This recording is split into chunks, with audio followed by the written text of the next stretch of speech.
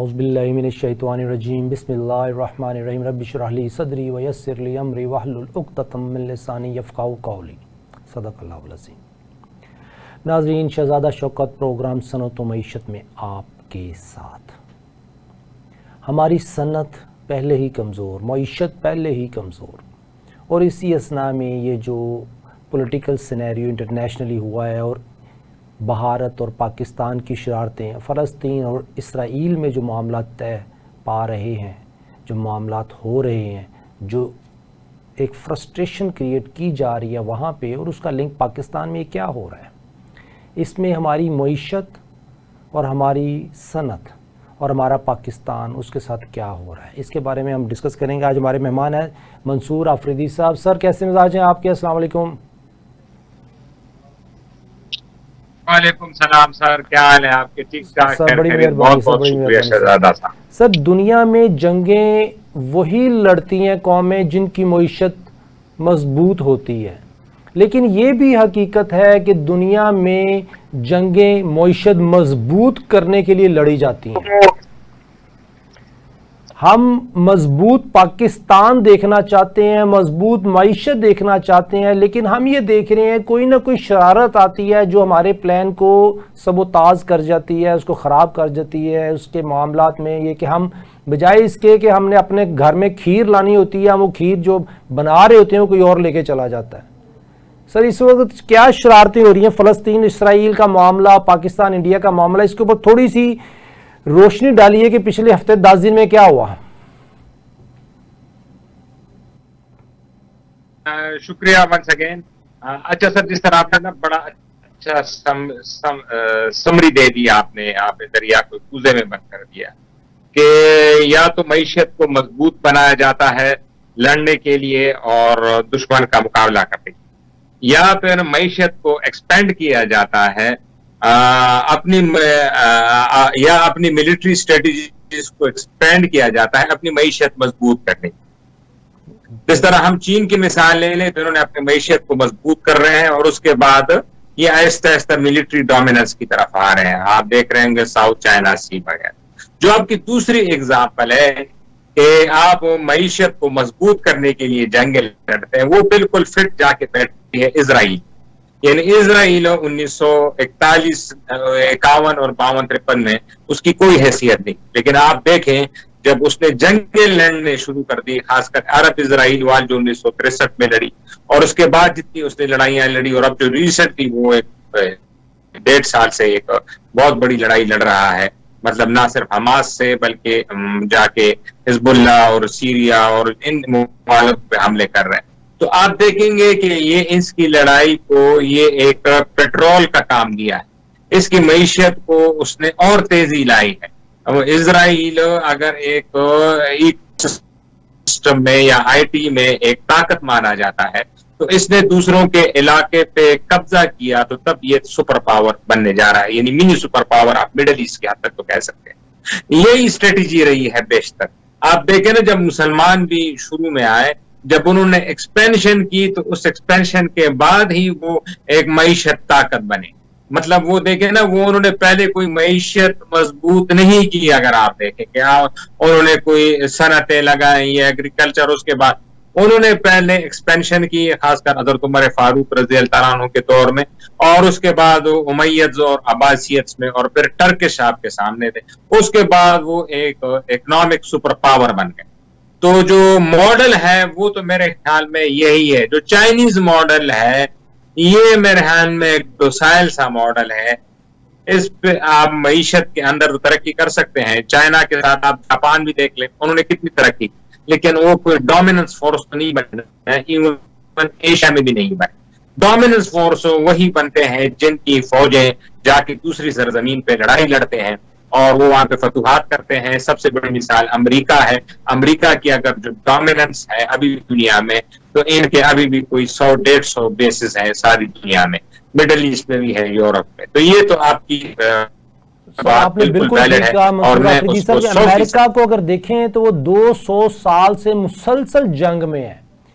اگر آپ اس کی ہسٹری دیکھیں، اس نے اکنامک وار اور ایکچوئل فزیکل وار، اس دونوں میں اس نے اپنے آپ کو مضبوط رکھا ہوا ہے، جس کی وجہ سے اس کی معیشت آج بھی ٹاپ پر ہے۔ تو یہ آپ نے جو بات کی بالکل ٹھیک کی ہے کہ وہ قومیں اقوام عالم میں جو اپنی معیشت کی جنگ اور فزیکل جنگ، ملٹری ڈومیننس جن پہ کنٹرول رکھتی ہیں، وہی ترقی کرتی ہیں۔ جاپان نے وہ ترقی نہیں کی، ڈومیننس نہیں ہے۔ چائنا وہ ڈومیننس نہیں ہے جو یو ایس ہے۔ اگر ہم دوسری طرف رشین سٹیٹس کو بھی دیکھ لیں، انہوں نے بھی اپنی ملٹری ڈومیننس اور اکنامک ڈومیننس میں ایک بیلنس کریٹ کر کے رکھا ہوا ہے۔ ابھی اس سچویشن میں ہم پاکستان اور انٹرنیشنل جو پولیٹیکل سینیریو چل رہے ہیں، اس کو آپ کس تناظر میں دیکھیں گے؟ اس میں تو دیکھیں نا آپ آئیں تو یہ پاگلام ہے جو کہ مقبوضہ کشمیر میں جو یہ حملہ ہوا ہے، اس کی خیر پاکستان نے بھی مذمت کی کہ ہم تو ہر جگہ دہشت گردی کے خلاف ہے، چاہے اپنے ملک کو باہر۔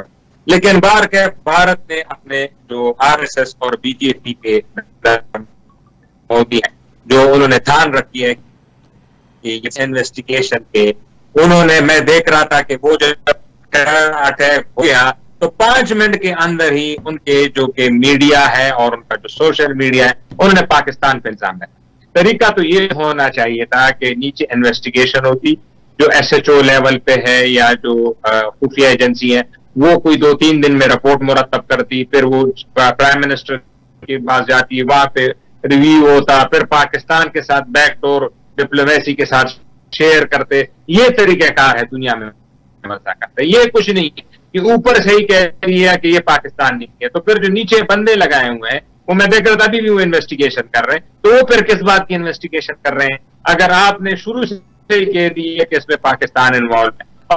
اور پاکستان ایسی بات کیوں کرے گا؟ کیونکہ یہ جو کشمیر کا معاملہ ہے یہ انڈیجینس ہے، آ رہے ہیں کہ یہ کشمیری اپنے ملک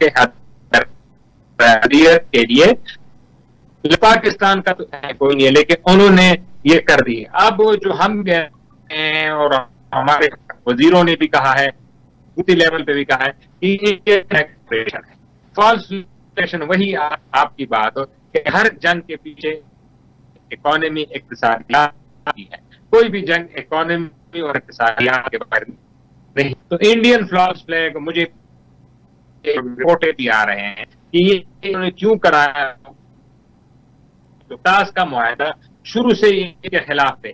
نریندر مودی دیکھیں آج سے اس وقت یہ نہیں ہوا تھا، نہیں ہوا تھا وہاں پہ کشمیر میں، تو 10 سال پہلے ان کی آپ ڈال کے دیکھے وہ کہتے اور پاکستان کو ایک بوند پانی نہیں دوں گا۔ اور آپ کو پتا ہے کہ سارا پنجاب اور سندھ ہمارا ان پانی سے سیراب ہوتا ہے، ہمارے پاس تو اپنا کوئی پانی نہیں ہے نا کہ یہاں کوئی دریاؤں پہاڑوں سے پانی نکلے، نہ کوئی مری سے دریا نکلتا ہے، نہ کوئی کسی اور جگہ سے۔ سارے دریاؤں کا پانی یا تو جو 3 دریا ہیں جو کہ مشرقی ہیں، جو ستلج ہے، بیاس ہے، راوی ہے، جو کہ انڈین پنجاب سے نکلتے ہیں اور وہ آتے، وہ تو خیر انہوں نے قبضہ کر لیا اس پہ IMF جو ورلڈ بینک ایگریمنٹ تھا، وہ تو ان کے پاس چلے گئے۔ ان میں سے ہمیں آپ کو پتہ ہے دریا راوی میں اب کتنا پانی آتا ہے، وہاں پہ تو لوگ اب گھر بنا رہے ہیں دریا کے اندر، میں حیران۔ اور عمران خان صاحب جو ہے وہ تو راوی ڈیولپمنٹ سوسائٹی بنا رہے تھے دریا راوی، تو وہاں تو پانی ختم ہو گیا ہے۔ تو باقی رہ گئے یہ باقی 3 جس سے ہمارا سارا ملک چلتا ہے، اس میں سے 2 پہ، چناب پہ اور جیلم پہ، بیگلہار ڈیم جو ہے وہ انہوں نے جیلم پہ بنایا ہے، اور چناب پہ کرشن گنگا، اور 4 ڈیم اون آنے والے۔ اب یہ دیکھیں نا، آپ پانی کے بغیر تو کسی ملک کا روک نہیں سکتے۔ اور پھر ہماری بھی یہ بے وقوفی ہے کہ 75 سالوں میں ہم نے ملک کی معیشت پہ توجہ نہ دی، ہم مینوفیکچرنگ پہ نہیں گئے، ہم IT پہ نہیں گئے، ہم ایگریکلچر پہ انحصار کرتے رہے 75 سال سے۔ اور ہندوستان کو اب یہ پتا ہے کہ ان کی لائف لائن تو ابھی بھی ایگریکلچر ہی ہے۔ ہمارے ابھی بھی سب سے ایکسپورٹ آئٹم جو ہے وہ ٹیکسٹائل کیوں ہے؟ کیونکہ کاٹن یہاں پیدا ہوتی ہے، یہاں پہ رائس پیڈی جو ہوتی ہے، جو کہ سینٹرل پنجاب، آپ ڈسٹرکٹ گجراوالا آپ دیکھ لیں، سرگودا دیکھ لیں، یہاں سے سب سے بہترین رائس جا کے ایکسپورٹ ہوتا ہے۔ سر یہ تو کامن ایشوز ہیں سر۔ اس وقت جو پرٹیکولر جو ایشو ہم دیکھ رہے ہیں آج کل، جو ہاٹ ٹاپک چل رہا ہے پاکستان اور انڈیا، اور یہ جو انڈین لابی جو آپ نے جس طرح بیان کیا، کہ ان کو تو خود ہی ایک بہانہ کریٹ کرتے ہیں, خود ہی جنگ مسلط کرتے ہیں. اس کے پیچھے میں اگر دیکھوں ایک سوال کرتا ہوں سر, گورنمنٹ آف پاکستان نے فلسطین کے اوپر کبھی بھی کوئی بیان نہیں دیا, ماسوائی 1-2 دن پہلے جھنڈے لہرانے کی اجازت نہیں تھی, فلسطین کا نام لینے کی اجازت نہیں تھی, اچانک یہ کوئی بیان ہوا ہے. کیا بیان دیا نواز شریف صاحب نے؟ وہ جو فلسطین کے حق میں بیان آیا ہے اچانک, وہ آپ دیکھیں نا, ہماری فوج تو ماشاءاللہ بہادر فوج ہے, اور ہندوستان کے ہر چیز کا جواب دیا ہے انہوں نے. چاہے بالا کوٹ ہو, ابھینندن کو جہاز کو گرانا, وہ تو ہماری افواج چوکس ہے. لیکن ہماری جو سول حکومت ہے, جو وزارت خارجہ, یہ انتہائی نکمی حکومت ہے. یہ صرف یہ والی نہیں, یہ 75 سال سے جتنی بھی سول حکومتیں ہماری آئی ہیں. آپ دیکھیں کہ میں دیکھ رہا تھا کہ یہاں پہ جعفر ایکسپریس انسیڈنٹ ہوتا ہے, نہ ٹرمپ کا فون آتا ہے, نہ کنڈولنس آتا ہے. چلے ہم تو کہتے ہیں ٹرمپ تو امریکہ کا دوست ہے, نہ رشین پریزیڈنٹ کا, ایون چائنیز کے ایمبیسڈر کا بیان آتا ہے کنڈیم کرنے, چائنیز صدر کی طرف سے بھی نہیں آتا ہے, نہ محمد بن سلمان کا آتا ہے, نہ فلسطین کے صدر محمود عباس کا. اور آپ یہ جو کشمیر میں جو انسیڈنٹ ہوا ہے, آپ دیکھیں کہ ٹرمپ نے ایک بہت بڑا بیان دیا, کافی لمبا بیان دیا. ولادیمیر پوٹن نے کہا رشیا کے کہ یہ ایک ایسا واقعہ ہے کہ اس کی جتنے بھی مذمت کیے, اور یہ ناقابل برداشت واقعہ ہے. محمد بن سلمان نے بھی کیا ہے, اور فلسطین کے صدر نے, آپ یہ دیکھیں کہ فلسطین کے صدر محمود عباس نے خط لکھا نریندر مودی کو, یعنی ان کے کوئی سٹیٹمنٹ بھی نہیں آئی کہ ایمبیسی یا میڈیا کی طرف, انہوں نے باقاعدہ 2-3 پیجوں کا خط لکھا نریندر مودی کو, اور کہا ہے کہ فلسطین کے لوگ ہندوستان کے ساتھ اس کڑی اور اس واقعے میں ساتھ مل کے کڑی. جبکہ ہمارے ہاں جعفر ایکسپریس ہوا, روز جعفر ایکسپریس ہوتے ہیں, ایک جعفر ایکسپریس نہیں, روز یہاں پہ دھماکے, کل بھی دھماکے ہوئے وزیرستان میں. تو کوئی ایک بندہ, ان کا کوئی نیچے سیکرٹری بھی, ان کو ہمیں کوئی فون نہیں آتا کہ آپ کے ساتھ ظلم و زیادتی ہو گئی ہے اور ہم آپ کے ساتھ کھڑے ہیں. لیکن آپ دیکھیں یونائٹڈ نیشن کے سیکیورٹی کونسل میں قرارداد بھی پاس ہو گئی ہے ان کے حق میں. ان کے الفاظ کو اب ذرا کم کر دیا تھا چائنا کی مدد سے ہم نے, کیونکہ وہ جو کچھ تنظیمیں وہ نام ڈال رہے تھے, وہ بالکل پاکستان کا نام ڈالنا چاہتے تھے, وہ ہم کامیابی سے ہماری سفارتیں انہوں نے ان کو وہ ریپیل کر دیا. لیکن کم از کم قرارداد انہوں نے پاس کر لی یونائٹڈ سیکیورٹی کونسل اس پہ. اور دیکھیں یہ کتنی افسوس کی بات ہے کہ یہ بمبئی اٹیک کے بعد ان کے 15 سال بعد کوئی سیویلین مارے گئے, فوجی بیچ میں مرے ہوں گے, لیکن 15-20 سال بعد سیویلین مارے, اور انہوں نے دنیا کو سر اٹھایا ہوا ہے, دنیا اس کے ساتھ سوگ میں. جبکہ ہمارے ہاں روز ہی حملے ہوتے ہیں, روز ہی ہمارے جوان شہید ہوتے ہیں, ہمارے سیویلین لوگ شہید ہوتے ہیں. دنیا کو یہ فرصت نہیں ہے کہ کسی ایک سیکٹری بھی فون کرے ہمارے وزیر اعظم کو کہ آپ کے ساتھ یہ ہے ان کی انٹرنیشنل جو فارن پالیسی ہے انڈیا کی, کہ وہ ہر دنیا کے ہر ملک میں ان کے ایجنٹ بیٹھے ہوئے ہیں, دنیا کی ہر ایمبیسی میں انہوں نے اپنے معاملات کو اس طریقے سے سٹرانگ رکھا ہوا ہے کہ پرسنل فرینڈشپ کریٹ کی ہوئی ہیں.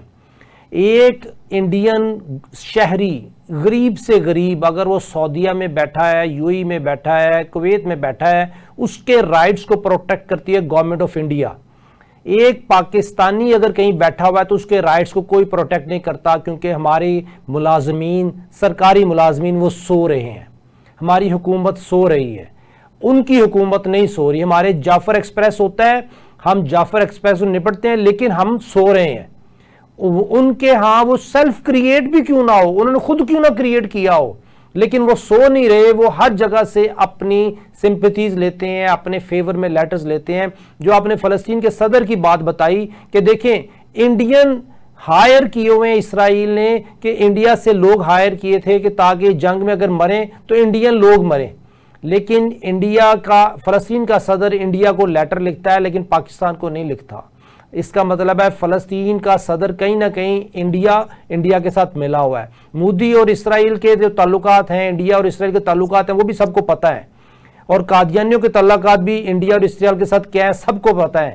اس کا مطلب ہے کہ فلسطین کا صدر بھی سمپتھیز رکھتا ہے. تو کہیں یہ سب ڈرامہ تو نہیں ہو رہا پوری دنیا کو دکھانے کے لیے فلسطینی شہریوں کو مارا جا رہا ہے اور فلسطین کا صدر بھی ان کے ساتھ ملا ہوا ہے؟ اس پہ تو کہ فلسطینی ہمارے بھائی ہیں, ہمارے اسلامی بھائی ہیں، لیکن لیڈرشپ تو مسلمانوں کو آپ کے سامنے پتہ ہے نا، جو مسلمان لیڈرشپ ہے وہ کمپرومائزڈ ہے، ساری مسلم لیڈرشپ کمپرومائزڈ، اور وہ اسی وجہ سے ہندوستان جیسی ریاستیں، اسرائیل جیسی ریاستیں، امریکہ جیسی ریاستیں وہ اس کا فائدہ ہوتی ہے. یعنی ہمارے ہاں کم از کم یہ ایک ایسا فورم ہے کہ پوچھا جائے اقوام متحدہ سے کہ ٹھیک ہے وہاں پہ 26 بندے مرے ہیں، 26 بندے ہی مرے نا، مطلب 100 200 300، لیکن ہمارے ہاں جو روز 40-50 بندے شہید ہوتے ہیں یہاں پہ. آپ پشاور جائیں، آپ کوئٹہ، پرسوں کوئٹہ میں بلاسٹ ہوا ہے، ہمارے 6-7 جوان شہید ہوئے ہیں.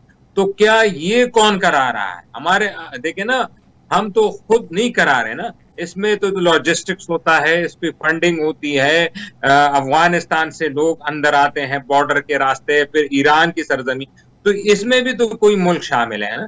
تو آپ کم از کم اگر اس ملک کو سزا نہیں دے سکتے یا اس ملک کے بارے میں کچھ آپ الفاظ نہیں استعمال کر سکتے ہیں، تو کم از کم ہمارے لیے سمپتی کا تو اظہار کریں نا کہ آپ کے ساتھ برا ہو رہا ہے. تو وہ سمپتی کا اظہار کرنے والا بھی کوئی ملک نہیں ہے ہمارے ساتھ سوائے چائنا کے، اور چائنا بھی ہمارا جو مشکل وقت میں کام آتا ہے، اور وہ بھی کیونکہ اب اتنے مسائل میں چائنا گر چکا ہے امریکن ٹیرف کو، کہ آپ دیکھیں اس کرائسس میں بھی وہ یہی کہہ رہا ہے کہ ہندوستان کو، پاکستان کے آپ تحمل کا مظاہرہ کریں، اور وہ بھی یہ کہہ رہے ہیں کہ دیکھیں نا انویسٹیگیشن کرائیں، امپارشل انویسٹیگیشن کسی اور ملک سے. لیکن دیکھیں نا چائنا بھی کہہ رہے کہ انویسٹیگیشن کرائیں، مطلب آپ پہ جو ہندوستان شک کر رہا ہے نا وہ کسی حد تک صحیح ہے، اس کی مطلب انویسٹیگیشن تو آپ اس چیز کی کرائیں گے.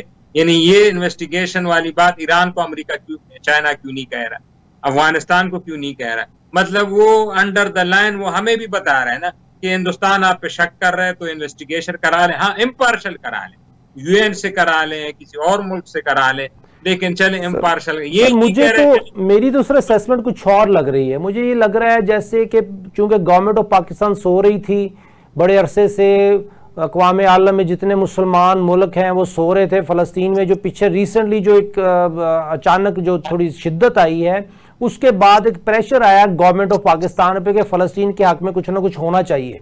اب اس کے بعد ان کو اجازت ملی ہوگی یو ایس اے سے، ان کو اجازت ملی ہوگی کہ تھوڑی سی کھیل ادھر بھی کچھ چھیڑخانی شروع ہو. اس اجازت کے بعد بیان دیا گیا، اس اجازت کے چکر میں انڈیا نے اپنے معاملات کو اس طرح طے کیا کہ انڈیا اور پاکستان آپس میں چھیڑخانی شروع کریں تاکہ فلسطین سے توجہ ہٹ جائے. مجھے تو اس طرح کی کوئی گیم لگ رہی ہے، میرا پرسنل اوپینین ہے. بالکل آپ کی بات صحیح ہے بھائی.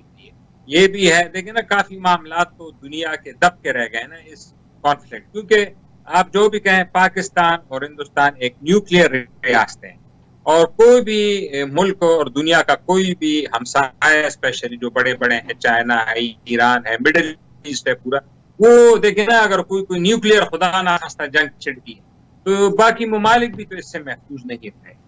اور ہم نے تو اپنے نیوکلیئر آپشن کو پہلے ہی استعمال کرنا، یہ تو ہماری ڈاکٹرین ہے کہ ہم، کیونکہ آپ کو پتہ ہے کہ جو کنونشنل جنگ ہے وہ ہماری اور ان کے میں کافی فرق ہے، ہتھیاروں وائز، فورس وائز، تو وہ ہم لڑ سکیں گے لیکن محدود جنگ تو لڑ سکتے ہیں، لیکن بڑی جنگ بڑے دنوں تک ہماری وہ کیپیبلٹی نہیں ہے. دوسرے ہماری وہ فائنینشیل مسائل ہیں کہ اس کے لیے پیسہ لگتا ہے، خرچہ لگتا ہے، وہ ہم نہیں لڑ سکتے. تو ہماری تو پہلے ہی ہوگی اگر ہم منصور آفریدی صاحب بالکل ہمارے مسئلے مسائل ہیں کہ ہم لانگ ٹرم جنگ میں نہیں رہ سکتے. اسی سلسلے میں ہم بات کرتے ہیں بریک کے بعد. وقت ہوا ایک بریک کا. ویلکم بیک ناظرین، شہزادہ شوکت پروگرام صنعت و معیشت میں آپ کے ساتھ. ہمارے ساتھ مہمان ہیں منصور آفریدی صاحب. آفریدی صاحب، اب پروگرام وقفے پہ جانے سے پہلے ہم بات کر رہے تھے کہ ہم زیادہ دیر تک جنگ نہیں لڑ سکتے. اس سلسلے میں نا میری ایک پریزنٹیشن ہوئی تھی ترکی میں، ایک اسلامک یونین میں. وہاں پہ اسی سلسلے میں بات ہوئی تھی کہ جی کیا وجہ ہے فلسطین کے اوپر ہم اقوام عالم مسلم امہ کیوں نہیں بات کر پا رہی. تو میں نے اس تقریر میں صرف اتنی سی باتیں کی تھیں کہ ہم پاکستانی، چاہے وہ ترکی ہے، وہ 2-4 دن سے زیادہ جنگ اس لیے نہیں کر سکتا کہ 38% سود لوکل ڈومیسٹک ڈیٹ پے اور انٹرنیشنل ڈیٹ پے کرنے کے لیے اس کے پاس ڈالر نہیں ہوتے. اور دوسری طرف ایجپٹ ہے، لبنان ہے، جہاں پہ ہائی انٹرسٹ ریٹ ہے. پاکستان ہے، اس وقت پاکستان میں بھی قائبر 22-24% کے پاس 30% ریٹ آف انٹرسٹ چل رہا تھا. اور یہ تمام جتنے ممالک ہیں یہ تمام کے تمام اللہ کے ساتھ جنگ میں موجود ہیں، مصروف ہیں، بے حد تک مصروف ہیں. جب چونکہ اللہ کے ساتھ جنگ میں ہیں تو ہم تو اسرائیل کے ساتھ جنگ کر ہی نہیں سکتے. سو ہم بشمول پاکستان معاشی طور پر اپنے رب کے ساتھ جنگ میں مشغول ہیں، مصروف ہیں، تو ہم تو جنگ کرنے کی پوزیشن نہیں ہے جب تک ہم اس جنگ سے نہ نکلیں جو ہم اپنے رب کے ساتھ کر رہے ہیں. تو اس بات کے جواب میں وہ تقریباً 50 کے قریب ممالک کے ریپرزینٹیٹیو تھے اس کانفرنس میں. nobody could argue a single point کہ یار میں کہیں بھی میں ویکنس ہوں، ہماری ویکنس کہ میں غلط بات کہہ رہا ہوں کہ یا اس کو کاؤنٹر کر دیں. اب یہ جو آپ نے بات کی ہے ترکی کی اور پاکستان کی، ہم لانگ ٹرم چونکہ ہماری معیشت کمزور ہے اور فائنینشیل ایشوز ہیں تو ہم تو کر ہی نہیں سکتے جنگ. تو اس سچویشن میں یہ تو صرف چھیڑخانی رہے گی، اور چونکہ اگر یہ پری پلان ہے تو یہ چھیڑخانی اتنی رہے گی تاکہ فلسطین سے ہمارا پولیٹیکلی پریشر جو پاکستانیوں کا آ سکتا ہے گورنمنٹ آف پاکستان کے وہ ڈائیورٹ ہو جائے. اس سلسلے میں کیا کہتے ہیں آپ؟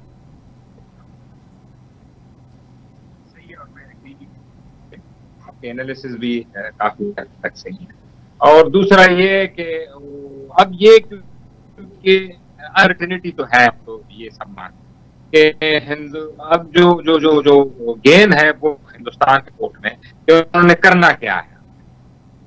انہوں نے جا کے کوئی ایک چھوٹا جس طرح پہلے دفعہ 3 کووں کو مار کے چلے گئے یہ کرنا ہے، انہوں نے کوئی بڑی اسکیل کی چیز کر. دیکھیں اگر تو بڑی اسکیل کی چیز کرتے ہیں تو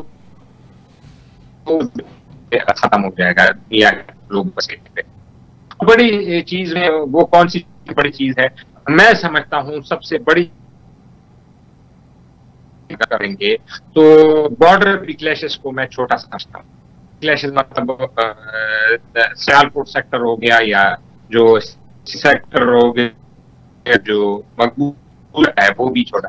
جو اگر وہ درگاہ کو بلاکیج کرتے ہیں ہمارا مال آتا ہے تو سامنے لا کے کھڑا کر دیتے جنگی تیاری.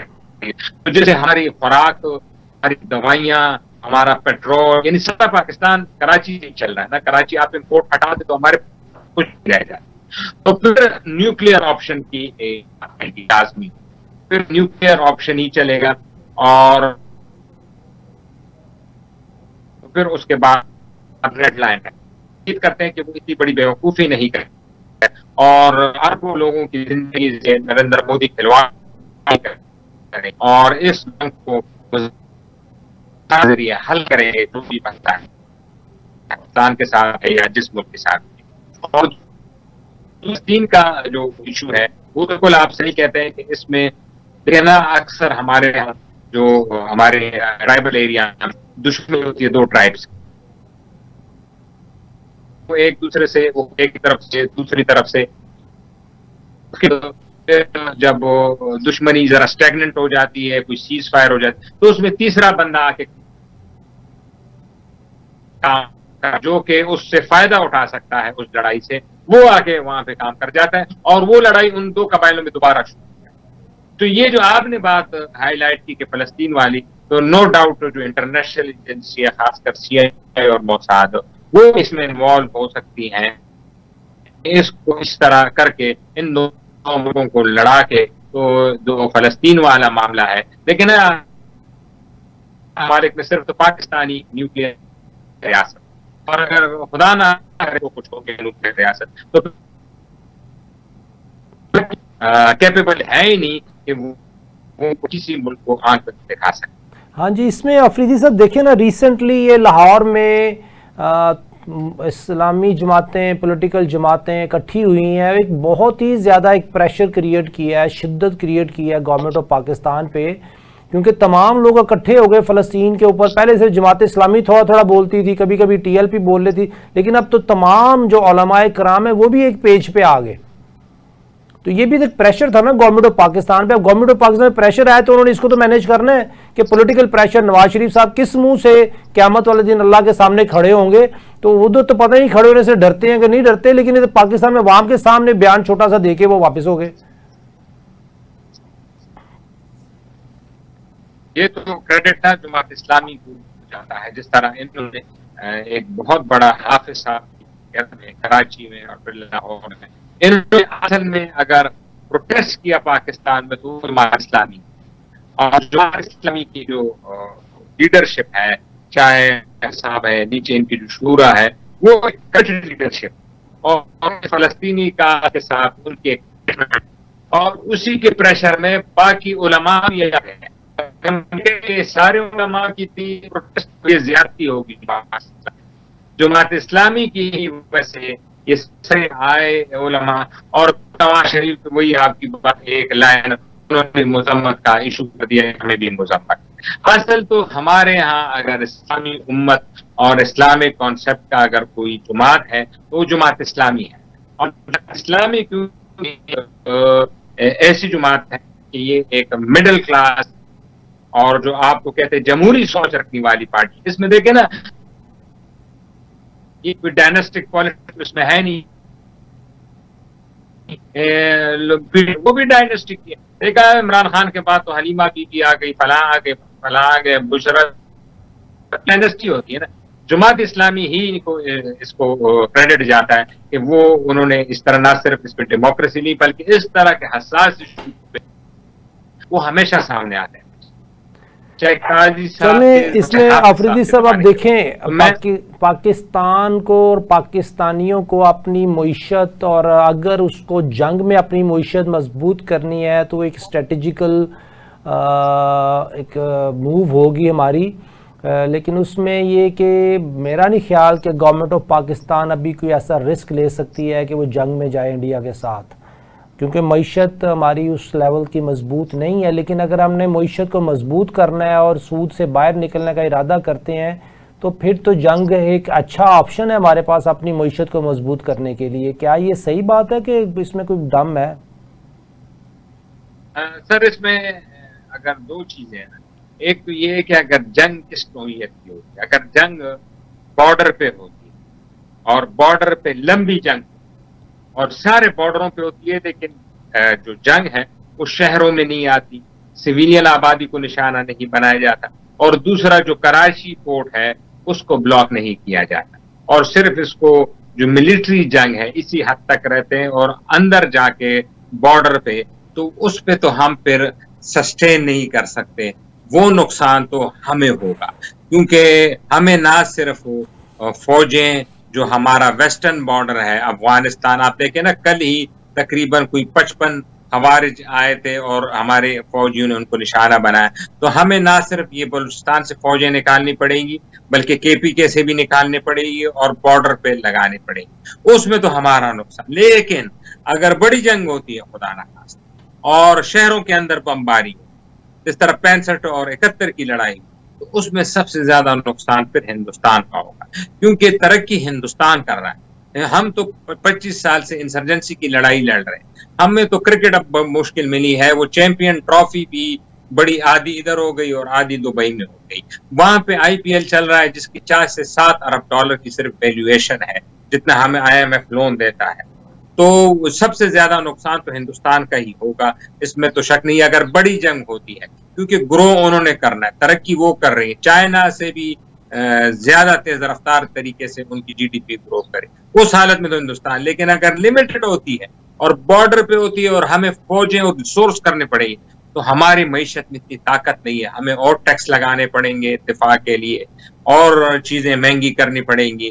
اور جو ہمارے جو ویسٹرن بارڈر ہے، جو ہمارا کافی خطرناک بارڈر ہے جہاں پہ حملے روز ہو رہے ہیں، وہاں سے فوجیں ہٹا کے ہم ایسٹرن بارڈر پہ لانا، یہ بھی ایک بہت بڑی ہے. تو اس میں منصور آفریدی صاحب آپ کا انالیسز میں بالکل اس کے اتفاق کرتا ہوں. ہم دیکھیں نا، اگر میں اس گفتگو کو میں دوسری طرح ڈائیورٹ کرتا ہوں کہ ہم 10,000 ارب کا سود دے رہے ہیں annual, government of Pakistan collect کرتی ہے پاکستانیوں سے. یہ وہ سود ہے جو ڈائریکٹ اور انڈائریکٹ ٹیکسز کے تھرو آتا ہے. ایک وہ سود ہے جو ہم بجلی کے بلوں کے تھرو پے کرتے ہیں، وہ الگ ہے. ابھی میں صرف 10,000 ارب کی بات کر رہا ہوں جو گورنمنٹ کلیکٹ کر کے پے کرتی ہے. اگر گورنمنٹ آف پاکستان ہم پاکستانیوں کی انڈیویجول معیشت کو کمزور کرنے کے لیے صرف 1,000 ارب جو 10% ہے سود کی پیمنٹ کا 10% ایلوکیٹ کرتی ہے، یہ KPK اور بلوچستان کے ان علاقوں میں جہاں بے روزگاری بہت ہے، غربت بہت ہے، جہاں پہ کہ کوئی بھی ایجنسی آگے کسی بھی ہمارے غریب آدمی کو، غریب پاکستانی کو تھوڑا سا لالچ دے کے خرید لیتی ہے صرف اس لیے کہ وہ غریب ہے. تو اگر ہم یہ 1000 ارب کی ایلوکیشن کر دیتے ہیں کے پی کے اور بلوچستان کے پسماندہ علاقوں میں پسماندگین کے لیے جو غریب غربت کی لکیر سے نیچے ہیں، ان کی معیشت کو کھڑا کرتے ہیں، تو پاکستان کی معیشت خود بخود کھڑی ہوتی ہے، تھریٹ سارے کے سارے وہاں سے ختم ہو جاتے ہیں. اس سلسلے میں اس پرپوزل کے اوپر آپ کیا کہتے ہیں؟ بڑی زبردست. اگر حکومت اس لائن سوچے تو یہ جو ہمارے دیش کا جو ایشو ہے، جو کہ کافی 15-20 سال سے ہم لڑا رہے ہیں، ایڈریس ہو سکتا ہے. بڑی زبردست چیز ہے. اور اس میں اگر فردر میں آپ کو یہ ایڈ کر سکوں کہ جو ایران سے تیل اسمگل ہو رہا ہے، میں صرف اسمگلنگ کی مثال دے وہ تو ختم. جب یہ اس کو پچھلی حکومت میں جب کی گئی، یہ جو تیل اسمگل ہوتا ہے، تو ہمارے ہائی فائی ایک آفیشل نے آ کے PR کو بتایا آپ ٹیکس نہ لگائیں. تو انہوں نے کہا کیوں، زیدی صاحب نے خود کہا، تو انہوں نے کہا کہ کیوں ان کا تو روزگار ہی ان لوگوں کا یہ اسمگلنگ چھین لی ہے، تو یہاں پہ فری ہو جائے. ان کے پاس کوئی راستہ.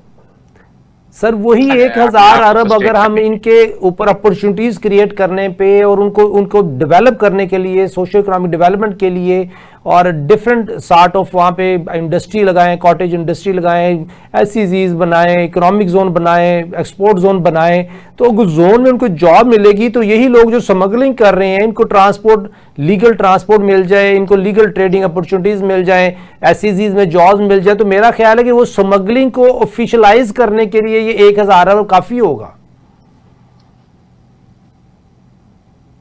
بالکل آپ صحیح کہہ رہے ہیں. اور یہ بڑی، لیکن ہمارے جو صاحب اقتدار ہیں وہ پتہ نہیں، کیونکہ آپ پتہ نا وہ ووٹوں پہ کہتے ہیں نا، لیڈر جو ہے وہ 100 سال کا سوچتا ہے، جو کہ سیاستدان ہے وہ اگلے الیکشنز کا سوچتا ہے. ان کو بلوچستان میں کتنے سیٹیں ہیں نیشنل اسمبلی؟ 10-12 سیٹیں ہیں. 10-12 سیٹوں انہوں نے کیا کرا؟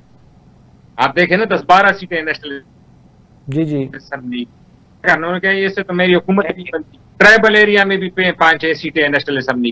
وہ تو کہتے ہیں ہم KP کے سینٹر جہاں پہ نیشنل اسمبلی کی 20-25 سیٹیں ہیں، ہم جا کے سینٹرل پنجاب اور ناردرن پنجاب میں کریں جہاں 100 سیٹیں ہیں، ہم جا کے سندھ اور کراچی میں کریں جہاں پہ 50-55 سیٹیں ہیں. بلوچستان میں تو ہیں ہی 12 سیٹیں، ہم نے کیا کر لینا ہے 12 سیٹیں؟ یہ اس سوچ سے جب باہر نہیں نکلیں گے سیاستدان کہ ہم نے الیکشن کا نہیں سوچنا، ہم نے سوچنا ہے ملک کے مفاد کا. اور ملک کا مفاد تبھی ہوگا جب آپ لانگ ٹرم سوچیں گے اور سیاست سے بالا تر ہو کے سوچیں گے. سر اس میں سر آپ کی دونوں باتوں کی وٹنس مجھے میرے پچھلے دنوں اسلام آباد میں میٹنگ میں تھا، تو انڈیپینڈنٹ اوپینین میں نے کچھ لوگوں سے لیا، دوستوں سے لیا جو کلوز رہے ہیں ہمارے چیف آف آرمی سٹاف کے. انہوں نے کہا جی کہ یہ جو فکر آپ نے بتایا نا، بھی جو آپ نے کبھی لیڈرشپ، سیاستدان کو اپنی سیاست کے لیے نہیں سوچنا چاہیے، اس کو آنے والے 100 سال کے لیے سوچنا ہے، وہ تو نہیں سوچ رہا. لیکن میں یہ دیکھ رہا ہوں کہ جو چند سال کے لیے ہمارے چیف آف آرمی سٹاف آئے ہیں، وہ دیکھ رہے ہیں کہ اگلے 100 سال یا 50 سال میں ہم نے پاکستان کو کدھر ڈائیورٹ کرنا ہے، with due respect to all political nonsense جو بھی ان کو فیس ہو رہی ہے، جو ہمیں فیس ہو رہی ہے. اس سلسلے میں وہ تگودو کر رہے ہیں KP کے اور بلوچستان کو کس طریقے سے سروائیول دیا جائے کہ ہم اس دہشت گردی کی جو ہمارے ہی اپنے بھائیوں کے تھرو ہوتی ہے، جو بک جاتے ہیں، اس سے ہم باہر آ سکیں. اس میں سر میں سمجھتا ہوں کہ وہ بڑی اچھی سوچ ہے، وہ لیڈرشپ کی سوچ ہے، لیکن ان کے ہاتھ میں کوئی ایسا اکانومسٹ، کوئی ایسی پالیسی، کوئی ایسا آئیڈیا جس کے تحت اس کو وہ امپلیمنٹ کر سکیں، یہ آبجیکٹیو اچیو کر سکیں، اس کی تلاش میں ہے وہ، میرا خیال ہے. یہ میں آپ کو سیکنڈ کرتا ہوں.